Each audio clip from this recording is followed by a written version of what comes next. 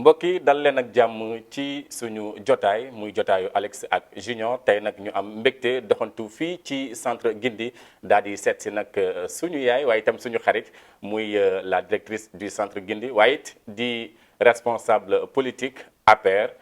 fële ca Diamaguène Sicap Mbao maman ñu ngi lay nuyu. waaw Alex jërëjëf maa ngi lay delloo nuyoo bi maa ngi leen di ziar yow ak Junior di sant di leen gërëm ci teewaay bi fii ci centre Guindi. alors tey ku bëgg a xam madame Balde kan mooy madame Balde parce que man dama tënk rek quoi. waaw madame Balde jigéen la bu dëkk Diamaguène Sicap Mbao bu nekk am formation jàngalekat. di def politique comme jigéen ñi ci bëri yàlla def ma nekk directrice du centre Guindi bi nga xamante ne bu bokk ci ministère de la femme de la famille du genre et de la protection des enfants donc Sicap Mbao laa dëkk di militer dans la commune de Diamaguène Sicap Mbao. alors sànq wax nga ci centre Guindi nga yor njiital centre bi alors madame Balde est-ce que mën nga ñu wax gestion wu centre Guindi gi. jërëjëf Alex maa ngi leen di sant di leen gërëm waaw centre Guindi nag centre bi nga xamante ne c'est un centre de transit waaw li ñu woowee centre de transit mooy xale bi bu ñëwee dafay noppalu ko dal rek ñu delloo ko waajuram donc waru fi yàgg fii ci centre bi centre bi mu ngi logé au niveau du ministère de la femme de la famille du genre et de la protection des enfants ñu tuddee ko centre d'accueil d'information d'orientation pour les enfants en situation de vulnérabilité ñu koy woowee Guindi ku ne Guindi nag en wolof mooy remettre l'enfant sur le bon chemin c'est-à-dire que delloo xale bi ci yoon bu baax yoon bu jub loolu lu koy waral loolu lu koy firndeel mooy que xale bi bu jógee ci mbedd bi rek ce qui veut dire que fu mu nekkoon nekkul woon soit ci jàmm walla nekkul woon ci dëgg moo tax buñ ko fi indee fii ñun dañ koy delloo ci yoon bi nga xamante ni bu ñëpp nekk nit ñu baax ñi nekk moom la ñuy wooyee Guindi donc centre bi fii c'est un centre de l'État bi nga xamante ne État moo koy gérer ñu yor lépp lu wàllum prise en charge des enfants prise en charge mooy wàllum toppatoo ci xale toppatoo ku ne toppatoo ne jox mu lekk toppatoo jox muy naan toppatoo nga jox ko mu tëdd fu baax waaye aussi bu jagadee c'est-à-dire bu feebaree nga yóbbu ko dispensaire ba ou bien hôpital ba mu ñu faj ko waaye psychosocial aussi dañ ciy liggéey mooy xale bi bu ñëwee dañ koy jël les travailleurs sociaux ñu ngi fi ñu fi liggéeyee donc ñooñu dañ koy jël daal di dalal xelam waxtaan ak moom situer les responsabilités situer lu tax xale bi nekkoon ci mbedd bi situer l'adresse des parents dalal ko nag waxtaan ak moom ba xelam dellu si waat parce que lu ñu gën a seetlu mooy xale bi bu jógee ci mbedd bi dafay am beneen jikko c'est-à-dire que xale bi soit day nekk agressif walla day nekk ku nga xamante ne dafa toog ci boppam rek noppi te du wax ou bien du nangoo partage ak kenn donc bu ñëwee stabilisation boobu travailleurs sociaux yi dañ koy def waxtaan ak moom stabiliser ko aar ko yiir ko donc bu ñëwee loolu yëpp dañ koy defaral fii ci centre bi moo tax sànq bi ngeen di yéeg war ngeen gis place infirmerie bi y a une infirmerie ici donc xale bi bu yegsee takk rek y a les travailleurs sociaux qui le prennent en charge stabiliser ko après yóbbu ko infirmerie ñu ausculter ko xool est-ce que amul ay feebar buñ mu yor bi nga xamante ne war na mën a wàll yeneen xale yi nekk fii ci biir centre bi donc buñ ko ausculter ba pare la plupart nag li ñuy daj ay maladie mooy maladie bénigne mooy bi nga xamante ne kiiwul daal gravul parce que en général xale yi bu ñu nekkee ci mbedd bi fa la ñuy tëdd ci suuf bi la ñuy tëdd dañuy salte seen yaram bi day am crasse ba pare dañuy am ay bouton ci seen yaram en général yooyu la ñuy gën a tase léegi nag xale bi bu dee yooyu la am infirmier faj ko mais si bu dee xale bi am na beneen feebar bi nga xamante ne buy mën a wàll xale yi ou bien bu gën a dëgër bi nga xamante ne ay bouton ak yooyu ci saa si infirmière bi da koy transférer ci hôpitaux yi donc prise en charge médicale bi c'est ok dañ koy jël fii bu paree nag ñu def xale bi ñu bàyyi ko mu stabiliser ba toog ba soit un jour 2 jours ñu mun ko questionner ubbil ko benn dossier bi nga xamante ne bépp information bu ñu soxla ci xale bi di ciy nekk mooy xale bi lu nan la tudd, fan la jóge, où sont ses parents, lu tax mu demoon ci mbedd mi ak lan la doon def ci mbedd mi ak lu tax mu doon fanaan foofu ak lan la bëgg. C'est important parce que xale bi dinañ ko laaj lan la bëgg. Donc pour loolu des fois dinañu am plusieurs types d'enfants. ci loolu ci enquête bi lay génne ci lay feeñee. Donc di nga tase ak xale yi nga xamante ne ce sont des enfants talibés ñu doon yelawaan ci mbedd bi ñu ramasse leen par le retrait. Voilà d'ailleurs noonu sax maa ngi bëgg a xam yan façon xale ngeen di dalal ci bërëb bi. Voilà donc pour loolu je vous dis que ci bu ñu mettre sur place l'enquête sociale la ñuy xam quel type d'enfant la ñu fi recevoir te pour loolu nit ñi ñun fii dinañu am plusieurs types d'enfants. am na ay xale yi nga xamante ne ay xale taalibe lañu ñu doon yelawaan ci mbedd bi parce que dañ leen wax ni que dem la ngeen yelawaan ngeen indil ñu ceeb indil ñu diwli wala ngeen indil ñu xaalis. am nañ ay xale yi nga xamante ne ay xale dañ doon yelawaan mais duñu ay taalibe ñooñu la plupart ce sont les parents ñooy jël seeni doom dem leen ngeen yelawaan parce que dañoo néew di doole. wala am na ñi nga xamante ne dañuy jël ay doomu jàmbur fat leen seen biir ba pare di leen yelawaan loo fekk du seen waajur xale yooyu la plupart day tombe fekk xale bi dafa fugee këram. bu dawee seen kër taxawaal ci mbedd bi dina mën a daje ak mag bi nga xamante ne da koy utiliser à d'autres fins. Donc am nañu aussi ay xale yi nga xamante ne dañuy dawee seen kër comme ni ma ko wax sànq dañuy dawee seen kër di nekk ci mbedd bi mu jaral leen ñu bañ a dellu seen i kër. mooy xale yi di fàq rek quoi. xale yi di fàq. Donc xale yooyu.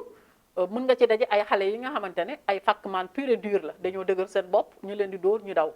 am na ñi nga xamante ne nag ce sont des ay xale yi nga xamante ne dañ leen buntu xataal dëggantaan seen kër soit nekkuñu ak seen i yaay wala nekkuñu ak seen pap wala fi ñu nekkuñu ak seen i waajur. mais est-ce que am ngeen droit tamit xale yi di fàq ngeen jël leen rek indi leen ci centre bi sans pour autant ngeen am avalu ay parents. J'ai pas compris la question. ba xam est-ce que xam nga am na xale yoo xamante ni dañuy fàq génn. ngeen dalal leen. je sais pas ba xam est-ce que am ngeen droit boobu noonu. sans pour autant am avalu. seeni waajur wala parce que leneen lu ne mën na leen ci fekk itam. voilà xam nga xale bu fàq déjà rek am na rupture familiale kooku boo ko fatee par exemple en une institution bu ko fatee la première des choses lu mu war a def mooy fat ko d'abord. ba rassurer ko stabiliser ko foofu noonu ba pare nag doog a dem au niveau du ministère de la justice ak AMO yi wuti ay ordonnance de garde am na ay yi nga xamante ne ñun moom moo ñuy sécuriser ñun en tant que structure donc yooyu yëpp dañ koy def xale bi bu yegsee dañ koy wutal ordonnance de garde xale yëpp dañ leen di établir benn fiche dem foofu ñooñu jox ñu autorisation pour ñu fat xale bi donc bu dul loolu tamit ñun tamit amuñu autorisation di fat noonu xale yi mais au moment bi ñu defee retrait bi rek bu ñu amee liste ba rek dañ koy remettre les AEMO avec la DSPS pour que ñu mën a defaral ñu des ordonnances de garde mën a am autorisation ci kaw loolu c'est vous dire que retrait bii nii ñuy def du centre Guindi kese moom moo koy def du le ministère de la femme de la famille kese moom moo koy def c'est comment dirais-je, c'est une stratégie bu ñu mettre sur place portée par le ministère de la femme de la famille avec le ministre Ndeye Saly Diop Dieng accompagné par yeneen ministères yi nga xamante ne dañuy liggéey ci wàllum xale dañuy liggéey ci wàllum yoon dañuy liggéey ci wàllum ndimbal du dëgg donc ñun ñëpp ak société civile bi nga xamante ni ay ONG dañuy liggéey ci wàllum xale les comment dirais-je ak la société c'est-à-dire les bajjen gox les chefs de quartier et même les collectivités locales ñëpp ngi ci biir parce que ñooñu fi ngay xamee ñoo ngi ci biir c'est dans les CDPE si CDPE yi ñëpp ñoo ci nekk autour du préfet pour ñu mën a waxtaan di saytu di xool naka la ñuy def pour aar xale yi. Donc les CDPE ñoom ñoo nekk au devant du retrait accompagnés de la brigade des mineurs du ministère de l'Intérieur ñu dem di saytu xale yi di xale bu ñu fekk ci mbedd bi nga xamante ne il n'est pas accompagné wala nga yor sa pot dinañ xam ne da ngay yelawaan ñu jël la indi la nag dans les centres comme je vous disais tantôt y a pas que le centre Guindi waaye comme ñun ñoo nekk au cœur du processus ñun ñoo nekk au niveau du ministère de la femme de la famille d'abord si ñun la ñuy njëkk a tàppe nous avons une capacité de 120 enfants te loolu dem ci remercier le ministère de la femme de la famille du genre et de la protection des enfants bi nga xamante ne bu mu ñëwee tak dafa ne bëggatuma gis benn xale ci mbedd mi et pour loolu il va falloir mettre les moyens dans les centres pour que centres yi mën a yor xale yi ñu génne ci mbedd bi le temps que ñu gis ci seeni parents delloo leen donc léegi c'est à deux niveaux non seulement bu ñu génnee xale yi yóbbu leen ci centre yi mais dañuy def de sorte que au lieu que ñu delloo ko sëriñ daara bi parent bi lañ koy delloo parce que nag dañ ne la responsabilité des parents est engagée à tout niveau parce que nag mënoo jur sa doom nga jox ko benn nit nga ne ko jàngalal ma ko alxuraan koo xale ba def 1 an 2 ans ba 3 ans te xamoo xale bi ci lan la ne musoo woote musoo ñëw ci sa kër sëriñ bi nga laaj ko nga ne ndax sama doom mu ngi ci jàmm nga bàyyi ko te xale bi war na lekk xale bi war na solu xale bi dina feebar xale bi war na tëdd te sëriñ bi daara ba amul moyen yooyu pour que mu mun ko yorin bu normal léegi ministre mu ne les parents sont engagés léegi balaa ñu delloo xale dañuy gisi avec les parents sensibiliser leen waxuñu kenn bu mu jàngal sa doom waaye nag Sénégal fu nekk rek am na ay daara alxuraan ku mën a toog sa kër sa koñ nga dugal sa doom ci daara alxuraan bi nañ ko fa dugal nga xale bi continuer di jàng mais nag lu ñuy bañ mooy que ku dëkkul biir Dakar xam nga amoo fooy fat ay xale nga dem nga jëli xale feneen indi leen ba pare xale yi di retrouver dans la rue suba ba guddi loolu la ñuy bañ. waaye ak Sénégal nu mu doonee dëkku diine naka ngeen ni dundee fi mu ne nii retrait bi nga xamante ni yéen a ngi ko def parce que nag xam naa ni du ñàkk di ngeen ci dégg wax ju ne parce que Sénégal ku ne Sénégal xam ni daara yee fi ne xam nga daara yu ñuy jàngalee alxuraan et tout donc yéen actuellement nan ngeen di dundee retrait bi. waaw retrait bi c'est facile pour ñun xam nga lu tax man la c'est facile pour ñun parce que nag société bi nit ñëpp ko nangu. Sénégalais boo daja rek boo waxee ne que xale yi dañoo bëri ci mbedd bi dañu leen bëgg a génne ñëpp la ciy jàppale c'est-à-dire que ñëpp épouser l'idée que xale yi dañu leen war a génne ci mbedd bi ñëpp nangu nañu loolu donc nag bu ñu xasee ba ñëpp nangu loolu bon loolu dafa liggéey bi dafay yomb bien vrai que toujours day am ay gàllankoor mais gàllankoor yooyu ci waxtaan lañ koy faje c'est-à-dire que ministre de la femme de la famille mi nga xamante ne moom moo boot ñëpp lu mu njëkkoon a def tout au début c'est au mois de mars daaw kii bi mbas bi bu mu ñëwee dafa woo ñun ñëpp ñu toog autour de la table sëriñ daara yeeg les fédérations des daara yeneen association yu bokkul ci fédération bi parce que nag y a plusieurs associations de sëriñ daara am na la grande association mooy la fédération des sëriñ daara am na yeneen ay associations yi nga xam ne yu ci bokkul mais ñuy liggéeyal ci wàllum alxuraan donc ministre ñëpp la jëloon ñun ñëpp ñu toog autour d'une table ñu waxtaan ñu xool qu'est-ce qu'il faut faire pour que xale yi mën a génn ci mbedd bi donc loolu moo taxoon ñuy dérouler suñu plan d'action bi nga xamante ne ci la ñu nekk ba léegi mais comme ni nga wax toujours dina am ay ñi nga xamante ne dañuy gàllankoor liggéey bi mais nag comme li ma la wax ba léegi ñun xeebuñu kenn ci waxtaan dinañu waxtaan ak ñëpp pour que vraiment qu'il n'y ait pas d'obstacle pour que ñu mën a génnee xale yi parce que nag bu dee sëriñ daara yooyu seen intérêt mooy que ñu jàngal xale yi diine nangul nañ leen ko mais nag buñ leen di jàngal diine tamit nañu am les normes yi nga xamante ne xale bi du loru yow sëriñ daara ba doo loru parent wu xale bi du loru c'est à 3 niveaux xale bi am na ay droit sëriñ daara bi aussi am na ay droit ay devoir parent bi tamit am na devoir am. maanaam yéen li ngeen di bañ mooy ñuy jàngal xale yi alxuraan ba noppi di leen yalwaanloo di leen tasaare ci mbedd mi duñu sol yëre ju baax duñu sol ay dàll yu baax maanaam en quelque sorte yéen loolu ngeen di bañ. waaw xam nga sax bañ a sol yëre bu baax condition de vie. wala condition de vie sax xam nga ce n'est même pas du li nga xamante ne lu taxaw sax nit ki war na ko mën a warul mën a bañal nit ne que waaw yow li nga sol baaxul waroo génn déedéet. mais xam nga qu'est-ce qu'on interdit c'est la mendicité la ñu interdire c'est une loi qui est là qui a été votée comprendre c'est une loi ñu ne amul kenn ku am makkaama pour dem yelwaan c'est une loi qui est là qui a été déjà votée elle est là amul kenn ku am makkaama que ce soit le talibé bi doon jàng alxuraan que ce soit xale bu nekkul talibé waaye comme ni ma la wax sànq te waajuro bi di ko yelwaan loo pour mu am lu mu yóbbu këram c'est interdit par la loi mënul ne que ce soit aussi xale bi figgee te waajuram bañ ko wuti bañ ko wëri c'est interdit par la loi. sëriñ yi nga xamante ni ci yalwaan gi la ñu yaakaar pour dundal taalibe yooyu noonu nu ngeen def ak ñoom. waaw xam nga yooyu yëpp ci loolu yëpp loolu laa la doon wax sànq dama ne c'est le phénomène de la mendicité moom la ñu interdire. donc nag yow boo nee damay braver l'interdit dafa am luy tegu si yow. luy tegu si yow nag étape la c'est-à-dire que dañuy waxtaan ak woo la d'abord waxtaan ak yow xamal na le que kat li ngay def c'est interdit par la loi bu leen ko def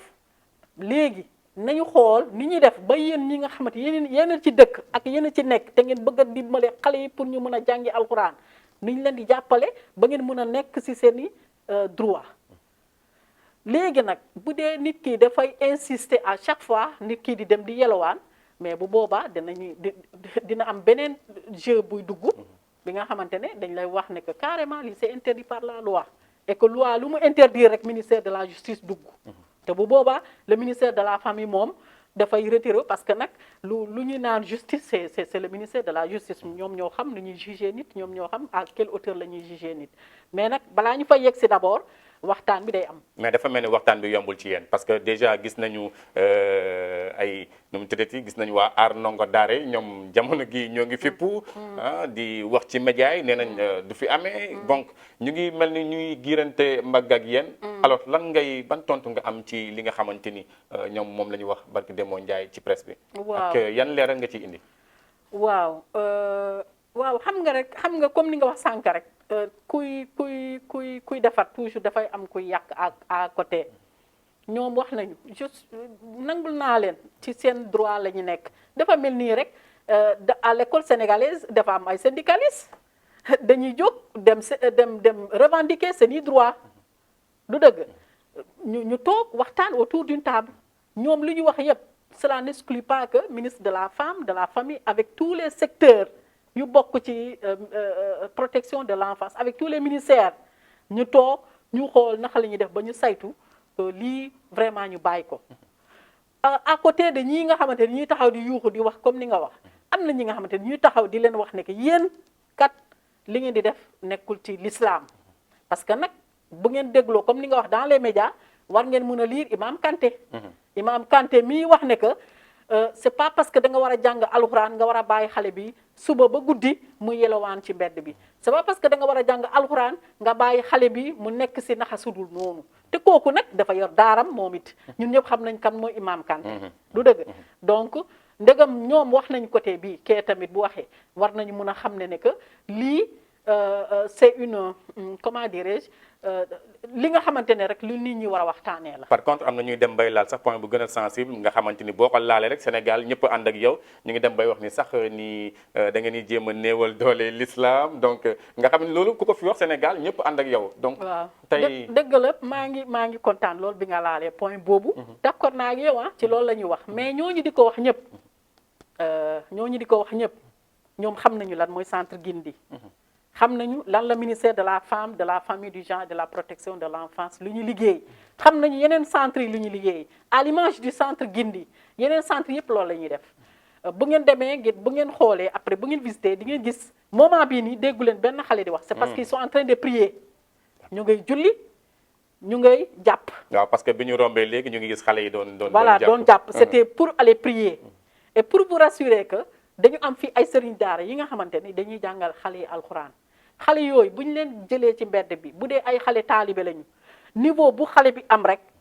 am na ku koy gérer bu dee xale bi nag mësuloon jàng comme ni ma la wax c'est pas un talibé qu'on a ramassé c'est un enfant bi nga xamante ne doon yelwaan rek ou c'est un enfant perdu wala c'est un enfant en fugue il y a un sëriñ daara qui l'initie à l'islam vous voyez donc kooku bu ñëwee ñu initier ko à l'islam ou bien mu continuer di jàng alxuraanam loolu day firndeel ko ñun xeexuñu l'islam te ñun ay jullit lañu xanaa amul ku ma gën a jullitee man amul ku gën a jullitee madame le ministre amul ku gën a jullitee le président de la république man du ma seetaan fu ñuy néew di doolee sama l'islam sama diine donc loolu waxu ki nga xamante ne xëy na peut-être dafay wax pour victimiser wu dafay victimiser wu mais man li ma leen di wax rek mooy dama leen di woo autour de madame le ministre autour du président de la République pour que ñun ñëpp ñu waxtaan. ñu bañoo leen benn waxtaan xale yi à l'image des autres pays. parce que nag bu dee dëgg rek la ñuy wax l'islam fu mu jógee l'islam dëkk arabe yi la jógee. mais dëkk arabe yi doo gis xale yi di yelawaan et pourtant dañuy jàng alxuraan dañuy jàng arabe. pourquoi ñooñu foofu nga xam ne l'islam fa la jógee ñooñu du ñu yelawaan ñun ñu bëgg ñun ñu imposer ñu li nga xamante ni lu l'islam tegul nit ki mun ngaa jàng alxuraan mun nga dem yelawaan. c'est pas interdit xam nga lan lañu interdire mooy que xale bi 8h à midi ba 19h mu fanaan fa faf parce que on lui a demandé ce qu'il n'a pas eu moom la ñu tere mais xale bi bu génnee midi. dem wuti ku koy defaral añ mu añ il revient kooku kan mooy wax ni dafay yelawaan kooku yelawaanulu mais nag donc il va falloir faire la part des choses def distinction entre ñi nga xale yi nga xamante ni dañuy taxawaale ci mbedd bi rek di vadrouiller ak xale yi nga xamante ni dañ daan jàng alxuraan di toppatoo préceptes de l'islam. Mais est-ce que vous avez le soutien du chef de l'État? Ah bien sûr c'est lui qui a instruit. moom moo ne bëggatul benn xale mu nekk ci mbedd bi. mu instruire que madame la ministre. mu ne madame la ministre en conseil des ministres ñun ñëpp dégg nañu ko bëggatuma gis benn xale. du xale taalibe kese dafa ne benn xale ci mbedd bi madame la ministre ñëw instruire ñu loolu. ñu koy liggéeyee di ko kiiwee bu gisee ay résultats daf ñuy féliciter. kon leer na alors fi ñuy tëjee page boobu mooy est-ce que yéen a ngi am ay ndimbal yuy jóge ci biti ñu ku ci mel ni parce que gisoon nañ madame la première dame Marème Faye Sall parfois mu doxantu fi. est-ce que am ngeen aussi yenn partenaires yoo xamante ni wala ñenn bonne volonté yoo xamante ni dañuy indi fii ay ndimbal pour xale yi ngeen fi yor. waaw merci beaucoup si dañuy am ay ndimbal ñi nga xamante ni vraiment ay personnes de bonne volonté. dañuy ñëw ñu indi saaku ceeb ñu indi diwlin ñu indi nit ki am rek ak selon lu mu namm ci nit ki. ni nga wax nous avons des partenaires effectivement comme l'État ñun ñëpp am partenaire loolu moo taxoon d'ailleurs ngeen gisoon fii madame la première dame accompagnée de la première dame de la Turquie. parce que waa Turquie dañu jàppale woon centre bi te ba léegi nous sommes des partenaires. ba léegi dañuy jàppale centre bi réhabiliter centre bi yëpp. jël en charge tout ce qui est lekk kii ndox lépp réhabiliter le bloc administratif réhabiliter chambre yi jàppale xale yi donc def naa loolu moo taxoon d'ailleurs sax la première dame de la Turquie ñëwoon waroon a ñëw centre Guindi visiter. ba mu doon ñëw mu ànd avec la première dame c'est ce qui veut dire que am nañu ay partenaires yu ñuy accompagner mais nag ba léegi. kon jooyoo leen dara amu leen dara lu ngeen di jooy. notre question jooy wala bana jooy xam nga yow tey Alex. yow tey ku la gis macha allah. waaw ni nga mel ni noonu laa bëgg xale yëpp mel. et pour loolu il va falloir investir da ngay investir parce que xale yi dañuy ñëw di dem. xam nga notre capacité c'est 120. léegi sànq bi nga doon ñëw yaa ngi dégg may woote. nii on va avoir plus de 135 enfants parce qu'il y a un retrait qui arrive. D'accord. Donc xale yi toujours dañuy dem ba dépasser suñu capacité d'accueil loolu yëpp pour jàppale xale yi la xale bi nag boo bëggee mu nekk ci normal daa ko jox lekk ba mu suur daa ko jox naan daa ko solal yére yu baax daa ko sang loolu bu jeexee nag nga wutal ko nga jàppale ko ba mu mun a dellu dans sa famille te bu delloo dans sa famille aussi il faut xam naa ne loolu dinaa ko annoncer mooy la réinsertion des enfants retournés en famille. et des certains sëriñ daara loolu c'est un programme que madame la ministre a mis sur place et c'est un grand programme bi nga xamante ni xale bu ñu delloo dinañ la fexe ba réinsérer la fi nga dëkk jàppale la foofu ba doo delluwaat à Dakar pour di taxawaalu ci def naa loolu bu amee rek incha allah ñëpp seen xol dina sedd. macha allah kon tonti leer na may fàttaliku nekk ñu ngi fii ci centre Guindi tey nag ñu dalal la directrice. di madame Maymouna Baldé di responsable politique itam sànq wax naa ko ci suñu ubbitewu waxtaan. donc xam naa dañuy génn carrément ci administration ñëw tuuti ci politique ndax mënut a ñàkk. ndax kii ñu dalal nag bu leen fàtte ni elle est politique aussi. donc madame Baldé au niveau. De votre commune Diamaguène Sicap Mbao. Est-ce que seen parti mu ngi dox muy la mouvance présidentielle wala ma ne APR sax. waaw jërëjëf Alex Diamaguène Sicap Mbao moom dama lay rassurer le président de la République président moom la commune de Diamaguène Sicap Mbao lu tax ma sañ kaa wax bi ñu ñëwee en 2012 2008 ba 2012 amul lu ñu def lu dul nekk sur le terrain di liggéeyal le président de la République. di ko massifier parti bi di ànd ak responsable yi ñu wàcc ci base bi moo waraloon en 2012 au premier tour président gagné dans la commune de Diamaguène Sicap Mbao te ku xam le département de Pikine xam na ne Diamaguène Sicap Mbao fait partie parmi les plus grandes communes du département de Pikine. donc ku gagné Diamaguène Sicap Mbao rek am nga espoir ne que war nga mën a gagner le département de Pikine. moo taxoon ñu nag ñu defoon tout pour que en 2012 au premier tour président gagné ko. te yàlla may nañu sutura bi nga xamante ne depuis keroog depuis 2012 élection bi ñu mënta dem rek la coalition du président de la République dafay gagner. donc nous sommes dans une coalition bi nga xamante ne buy gagner à chaque fois parce que buy ànd ak le président de la République. mais en dehors de la coalition il y a le parti APR qui est là dans la commune qui est géré par des responsables dont moi-même mi nga xamante ne président dafa jóg rek ma jóg. du dëgg ma ànd ak moom ci loolu yàlla def depuis boobu maa ngi ci xaddiw maa ngi ci koy liggéeyal parce que dama am conviction bi nga xamante ne président laa gëw ma leneen te li ma gëmee président mooy gis ci moom benn déontologie bi nga xamante ne war na mun a yor Sénégal war na mun a jàppale bépp sénégalais donc loolu moo tax ma ci jàpp di ko liggéeyal au niveau de la base. donc que ce soit la coalition que ce soit le parti APR. lépp ngi marché au niveau de la commune de Diamaguène Sicap Mbao bien vrai que c'est un peu difficile xam nga mais ba léegi sant suñu borom. alors sa taxawaay ci commune bi parce que gis nañ madame Baldé gis nañ rapport am mook jeunesse su Diamaguène Sicap Mbao bon jeunesse su département Pikine sax laay wax waaye ci sa commune dafa fës dafa feeñ. donc ak action yi ngay def. sa taxawaay. ci commune bi. waaw xam nga xëy na peut-être sama instinct. jàngalekat moo ma ko mayoon. parce que man bi may dugg ci politique j'étais dans les classes déjà j'aimais les enfants xale yi dama leen bëggoon. moo tax bi ma duggee ci politique ma miser sur la jeunesse man tout au début doomu madame Baldé rek nga daan dégg dans la commune. te xale yi rek laa doon àndal jeunesse bi rek laa doon àndal aw ma woon keneen esprit jeune laa amoon. donc ma doon liggéey ak ñoom ma gëmloon leen ne que lu mag mën a am rek xale mën na ko am. il faut d'abord croire en soi-même. et puis gëm li ngay def ba pare gëm ki ngay àndal te nga gëm ko nga bañ ko gëmee xaalis nga gëm ko nga bañ ko gëmee intérêt na nga gëm nit ki nga ne kii kat su ma ko jàppale war na mun a def lii te bu ko defee nag j'y vois mon intérêt moom da ciy gis boppam yàlla def yàlla boole ma jeunesse bi nag may dem di liggéey ak ñoom ba na gëni si loolu dara waralu ko lu dul jox leen seen cër jox leen seen cër jox leen seen gëdd seen cër nag du question dama yëkkati alal jox leen déedéet du question damay yëkkati li nga xamante ne loolu jox leen li nga xamante ne ñoom mosuñu ko am mais jox leen cër nit ki boo toogee ngay ànd ak moom bu la déggul rek mu xaw a jaxasoo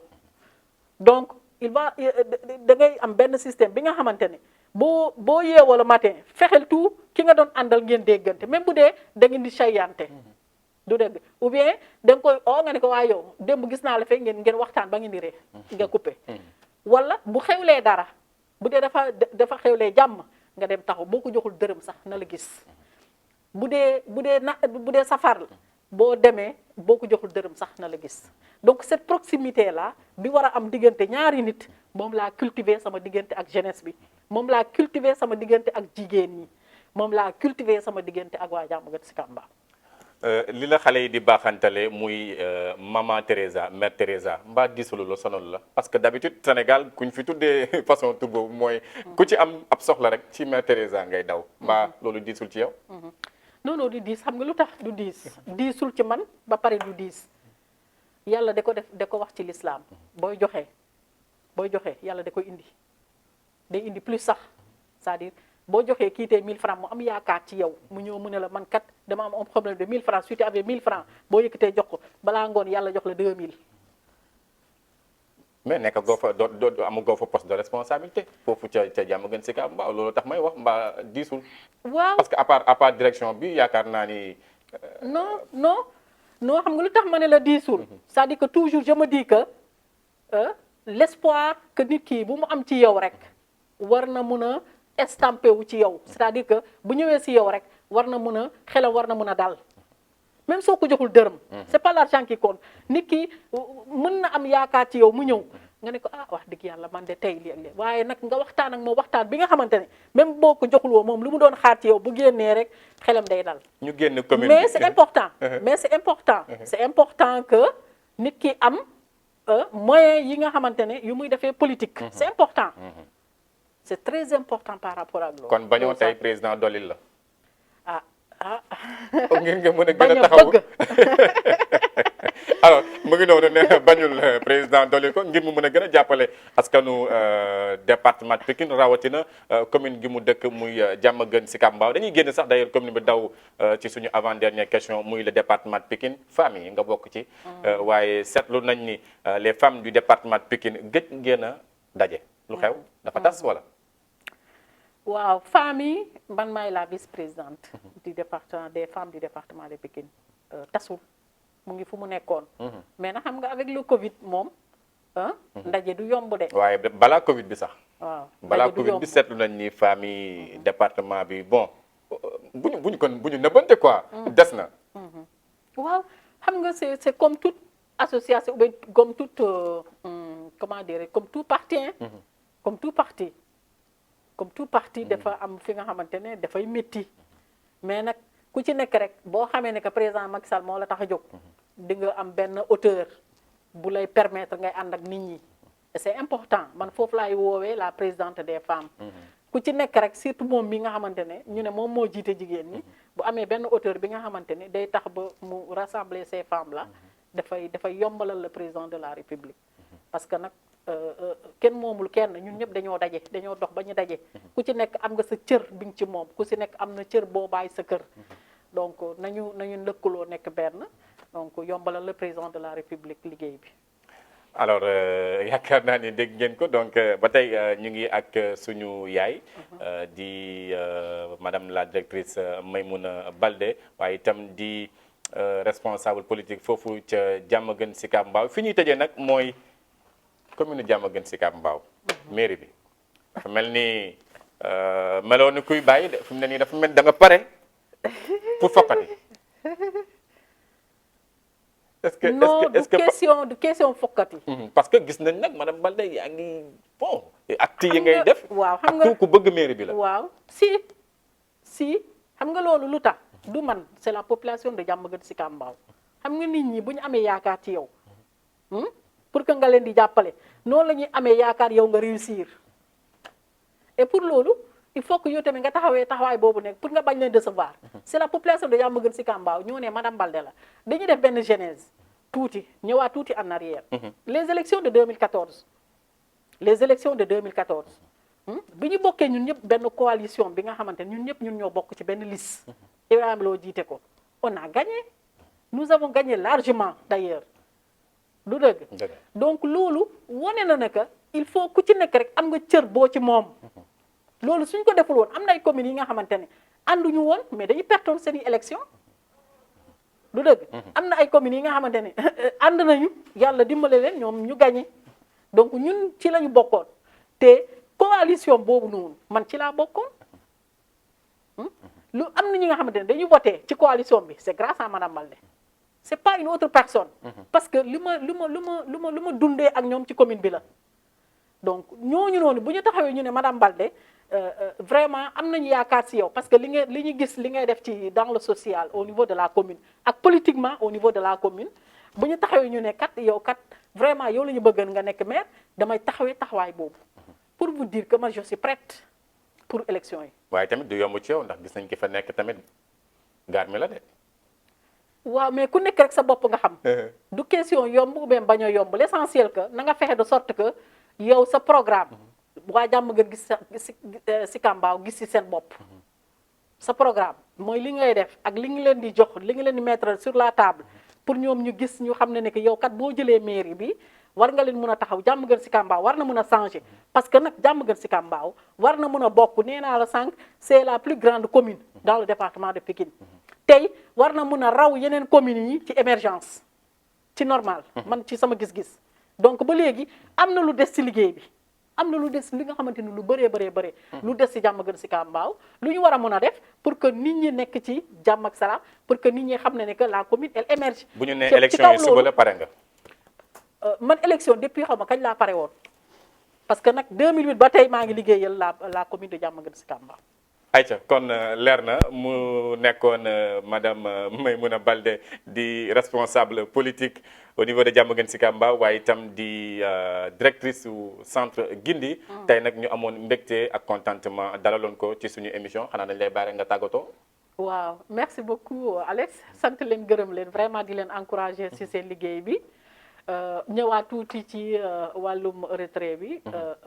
sant madame le ministre vraiment ci taxawaay bu muy taxaw chaque jour mu ñuy soññ ci liggéey bi fexe leen xale yi ñu jóge ci mbedd bi xale yi bëri nañ ci mbedd bi donc moom tamit te mu ci taxaw fànn yëpp ndaxte nit mënu la wax demal nga liggéey te du la jox les armes donc mu ngi ci vraiment di ñu appuyer di ñu jàppale